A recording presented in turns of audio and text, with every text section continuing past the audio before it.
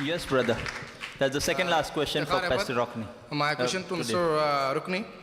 As you know, that every country have his criminal law. And anyone who is doing wrong thing is going to be punished according to the criminal law of the country. And because, even though, if you take up newspaper, you will see thousands of murders and rapes and a lot of things are going on in the world.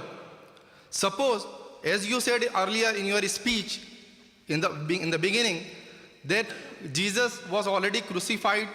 He was not crucified for his sins, but he was crucified for the sins of human being, for the sins of Christian. If we believe that Jesus was crucified for all Christians, then what is going to be the situation of the world? Yeah, shall I complete? Yeah. It is written that Jesus died for the sins of the whole world, that anyone who believes in him will have the gift of salvation.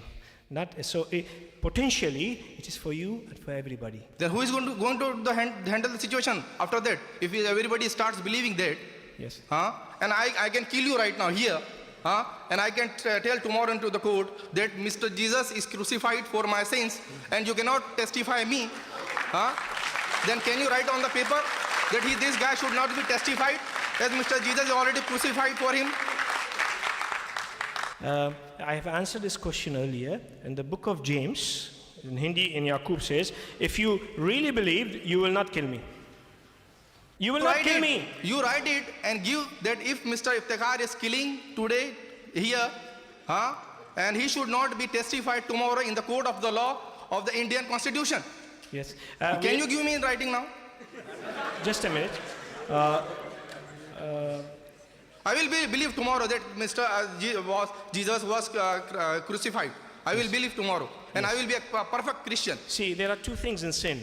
As I said, there is sin and there is damage of sin.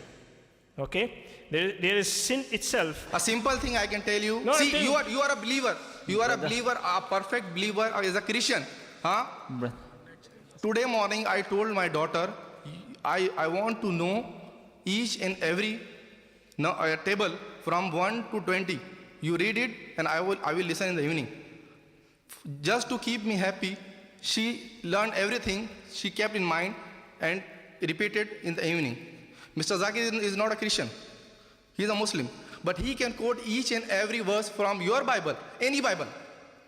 And you are a believer, you say I am a believer, I am this and that, I love Christ, but you cannot quote a single line from the Bible. Brother, you have to put... Shall I answer? I would request you to maintain patience. You have to put forward your question rather than passing comments on what the speaker knows or doesn't know. That is his right, what he knows or doesn't know. Now, you have to just put forward your question and await an answer. I mentioned there is sin, and there is a result of sin. Okay? Now, for example, a poor man who just survived by little food, I'm a thief, I rob his food and he dies, he got no food to eat. Okay? Sometime later, some faithful God servant come and tell me, you are a thief and you should not do that.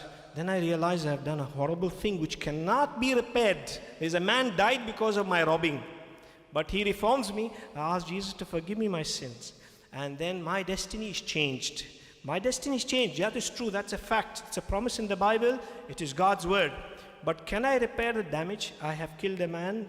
I denied him his food. Answer is no. Then the police will catch me, and according to the law of the country, I may have to be hung because of that. Yes, I have to bear the consequences of the harm I did, but my soul is saved because my destiny is changed. God has wiped my sin from his presence, but there is a damage I caused which is so serious, and there is a price for it in this earth.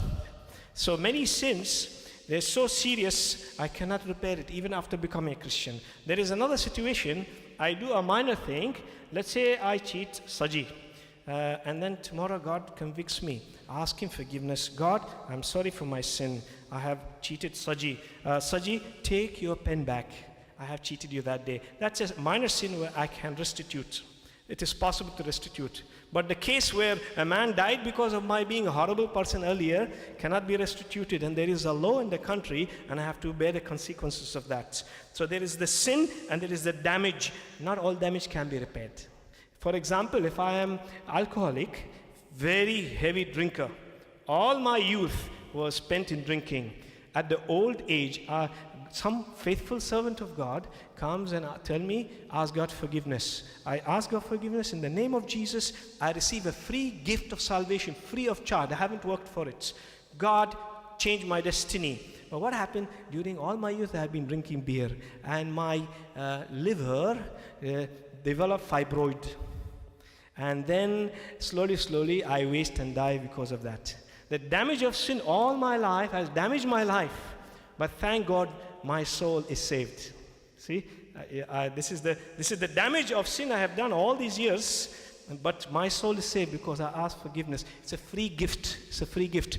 God take the justice that I deserve out of me and put it on Jesus. That is the strange exchange, that Jesus takes it from you and put it on himself. Nobody is willing to can do that. I hope I answered it. I'm not satisfied. Yes.